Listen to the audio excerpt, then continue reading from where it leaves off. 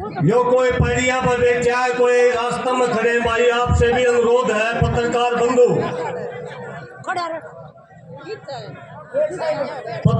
बंधु, मेरी आवाज अगर सुन रहे हैं, पत्रकार बंधु आपसे हाथ जोड़ के निवेदन है, ये कोई साधारण पंचायत नहीं है। हमारे नौजवान साथियों के जीवन का, भविष्य का, उनके जिंदगी के सवाल के ऊपर यह चर्चा होनी है। और इस चर्चा को अगर कोई साथी सीरियस नहीं ले रहा तो भाई इसका मतलब हमारा नाश होने में कोई कमी नहीं रही। भाई जो भाई खड़ा है पंचायत में, कोई खड़ा नहीं रहता। और जो सीढ़ियां पर बैठे हैं, इधर भी मेरे सामने जो खड़े भाई हाथ उड़ा लो। अगर आज भी इस पंचायत में अव्यवस्था होगी तो बहुत बुरा संदेश हमारी तरफ से जाएगा। मेरे भैया थे, मेरे श्यामी खड़े पत्रकार भैया थे, मेरे फोटो से रहने दो। मेरी दो बात, एक बार जो श्यामी बैठे मैं दो ये बात करूंगा, साइड में आ जाओ।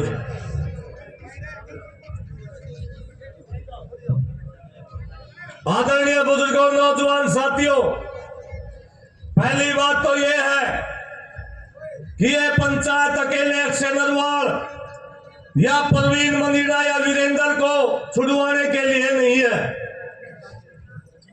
यह पंचायत हरियाणा के एक एक युवा, क्योंकि सैकड़ों युवा आज भी हमारे हरियाणा के जेलों के अंदर बंद है। एक बार हाथ खड़े करके समर्थन करें कि यह पंचायत सारे भाइयों के लिए, अकेले किसी के लिए नहीं है। क्योंकि इस पंचायत का आयोजन गांव कतूरा ने किया। अक्षय नरवाल कतूरा गांव का बेटा है, इसलिए क्योंकि अक्षय नरवाल बातचीत में शामिल था, युवा किसान नेता था, इसलिए आगे नाम इसका लिया जा रहा है। यह कतई भ्रम कोई ना करे कि यह किसी तीन साथियों को छुटवाने के लिए है। यह हमारे सारे भाइयों को छुटवाने के लिए, जो भी जेल में आज से 13 फरवरी से या उसके बाद कोई भी किसान भाई हमारा जेल में है, तो उन सब का छुटाने का आज फैसला पंचायत करेगी। एक बार हाथ खड़े करके समर्थन करें। दूसरी बात, हमारा एक आदरणीय साथी यहां से एक सवाल खड़ा करके गया, भाई मुकदमे तय करो, क्योंकि खेड़ी चौपटा में आंदोलन हम चला रहे थे। भाई को जानकारी कम होगी, उनकी जानकारी के लिए और आपकी जानकारी के लिए बता दें, खेड़ी चौपटा में हरियाणा पुलिस के हाथ हमने जुड़वाए, हाथ खड़े करे और पूरे देश में देखा खेड़ी चौपटा में भागती हुई पुलिस को। साथियों, ये सच्चाई है, मुकदमों से डरने वाले लोग नहीं है। कई बार जेल के चक्कियों के अंदर हम गए, लेकिन ये भी सच्चाई है, हम नहीं चाहते कोई निर्दोष युवा, कोई पढ़ा लिखा युवा इस बीजेपी सरकार, इस सरकारी सरकार के मुंह में हमारे नौजवान बच्चे ने भी ये देना नहीं चाहते। ये भी हमारी सच्चाई है, कोई इससे मना नहीं कर सकता। खेड़ी चौपटा के अंदर भी हमने ये किया और वहां के प्रशासन को साफ शब्दों में कहा। 115 गांव के लोगों ने फैसला किया था कि किसी युवा का नाम नहीं आना चाहिए। सबसे पहले कमेटी जो 115 लोगों की है, उनके घर नोटिस गए और मुकदमे भाई आज भी कटे नहीं है। कदे किसी भाई का मुंह मुकदमे कट रहे हैं। 307, 300 आगजनी का तोड़ फोड़ के सारे मुकदमे उड़ा बनवा किया। यहाँ शिवाली लेन करे सरकार, कितने भी आंदोलन लड़ोगे, पता से शिवाली करे नहीं मिलते, मुकदमे मिले। एक बात तो ये है, इस मंच के माध्यम से जो भी भाई बोल रहा है, पूरी समझ और शांति के साथ बोल रहे, संयम के साथ बोल रहे। साथियों, ये बच्चों के भविष्य का सवाल है। हमारे कड़वे अनुभव रहे हैं, आंदोलन खत्म हो जाते हैं, बच्चे जेल में रह जाते हैं। और ये आंदोलन भी आचार संहिता पास में है। पार्टियों ने अपने विधायक, अपने लोकसभा के एमपी घोषित करने शुरू कर दिए हैं, लिस्ट बनानी शुरू कर दी है। अगर कल है कोई आचार संहिता लग जाती है, आप लोग बताओ इन अक्षय निर्वाण ने कौन कटवा होगा? बाहर कटवा देगा कोई? बाहर कटवा देगा के? साथियों, आज समय हमारे पास गंभीर चर्चा करने का। अक्षय निर्वाण 5 भाइयों में थे, 1 भाई, उनकी मां हमारे बीच में बैठी होगी। मैं उनके घर पर गया था ये आंदोलन शुरू होने से पहले, और उनकी मां से मेरी साधारण चर्चा थी। मैंने मजाक में एक शब्द कहा कि माता जी 5 बेटे हैं, 1 बेटा दे दे समाज में। मुझे नहीं पता था ये होना नहीं होना, प्रकृति कब आ रही थी मैं कह रहा था, और माता जी से हाथ जोड़ के मैंने कहा 1 बेटा समाज को दे दे। आज आपके बेटों जैसे युवाओं की जरूरत है इस समाज को। अक्षय निर्वाण की 2 मां है साथियों, वो अपनी काकी ताई को काकी ताई नहीं कहता, उसको भी मां कहता है। दोनों की दोनों माओ ने हाथ जोड़ के और ये कह दिया था बेटा ये समाज को दे दिया आपका बेटा, हमारा बेटा। और आज भी उनकी तरफ से, उनके परिवार की तरफ से ये बात है, उनके बेटे की रिहाई की लड़ाई की बजाय अगर समाज, अगर कोई फैसला लड़ना चाहता हो, अगर और कोई बड़ी लड़ाई लड़ना चाहता हो, दोनों की दोनों माताओं ने ये कह दिया हमारा बेटा समाज का है, जो समाज फैसला करेगा उसका गिल्ला परिवार खड़ा रहो। साथियों, ऐसे परिवारों के लिए लड़ाई लड़ने के लिए, ऐसे युवाओं की लड़ाई लड़ने के लिए हम सबको एकता के साथ और संयम के साथ फैसले लेने होंगे। बीजेपी सरकार के साथ ये आंदोलन नहीं चल रहा। अगर किसी भाई का यो शक हो अगर आंदोलन चल रहा है, मैं बार बार ये कहता हूं ये युद्ध चल रहा है बीजेपी सरकार के साथ, आंदोलन नहीं चल रहा। और खेड़ी चौपता और खनौरी बॉर्डर, शंभू बॉर्डर के ऊपर आपने देखा होगा ड्रोनों से हमला किया जा रहा किसानों के ऊपर, जैविक हथियारों का हमला से हमला किया जा रहा किसानों के ऊपर, गोलियों से हमला किया जा रहा किसानों के ऊपर। जो कोई कानून, इंटरनेशनल कानून, ड्रोन से हमला खाली विदेशी ताकतों के ऊपर हो सकता है, लेकिन हरियाणा सरकार हमारे नियत थे किसानों के ऊपर करिए। मैं ये बात इसलिए बता रहा हूं भाइयों, जो भी फैसला लो सोच समझ के लियो। गड़ा तड़ेवा माँ की ताड़ी बजवान के चक्कर में, कोई बड़ा भाई यार बड़ा बनने के चक्कर में ऐसा काम ना करवा जियो। ये अक्सर तो लगड़े कोई और भी कोई भीतर जाओ है। फैसला ऐसा होना चाहिए जिससे ये हमारे भाई बाहर आ जा और किसान आंदोलन के मुद्दे को मजबूती मिले। ठीक है, गलत कही भाई, वक्ता बहुत बोलने आड़ते हैं और कई तो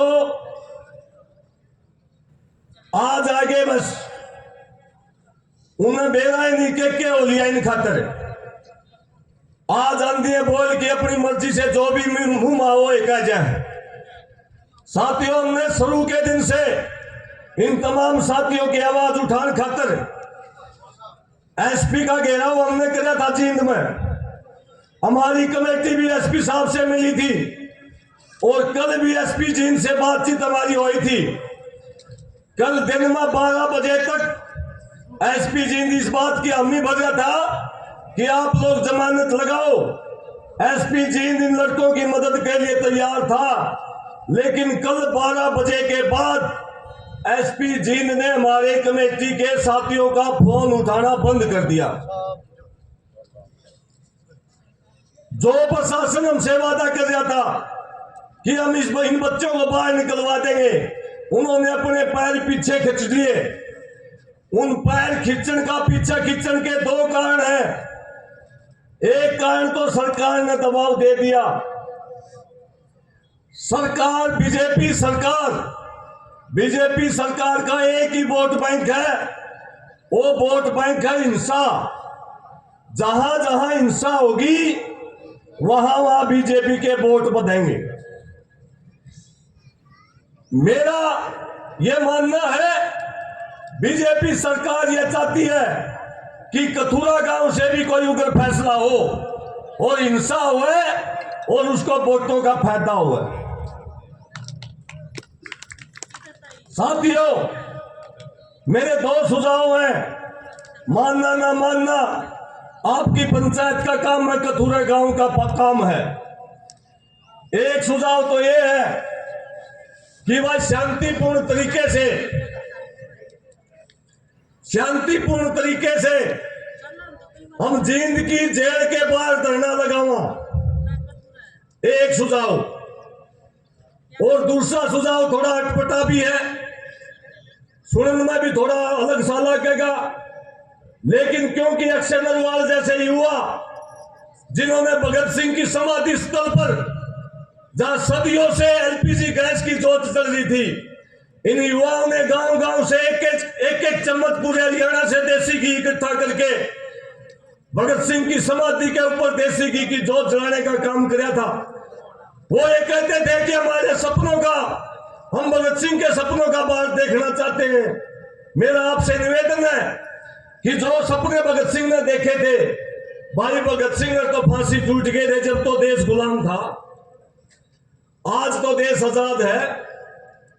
कितने सरपंच मेंबर आप गांव में बनाते हो, जेल में बैठे गांव के अंदर कितने सरपंच बनाओ, बताओ, हाथ खड़े करी बनाओ कि नहीं बनाते? हाथ खड़े करके अब तो हरका नहीं बनते, मारे का नहीं बने हैं। बहुत सारे गांव में जेल के अंदर बैठे, मैं उन भाइयों के ऊपर सवालिया निशान नहीं करता, लेकिन चोरी करने वाले, डकैती मारने वाले गांव में एक प्रचलन है, भाई छोरा तो मारा है, क्या बात होगी, चोरी करिए तो गुआंढ में करी, मारे कदे नहीं करी। जेल में बैठे हमारे साथियों को चुनने का काम करते हो। मेरा यह सुझाव है, अगर आप लोगों की सहमति हो, अगर सरकार इन्हें जेल से बाहर ना निकाले, अगर सरकार इनको जल्दी जेल से बाहर ना निकाले, मेरा यह सुझाव है, अक्षय नरवाल के इन तीनों साथियों के एक सेना बन जावे। और जो पॉलिटिकल लोग हमें भेड़ बकरियां समझते हैं, हमें सूते घर से उठा ले जाते हैं, हमारे बच्चों के ऊपर 307 के जैसे जमीन मुकदमे लगा देते हैं, उनको दिखाने का काम करो।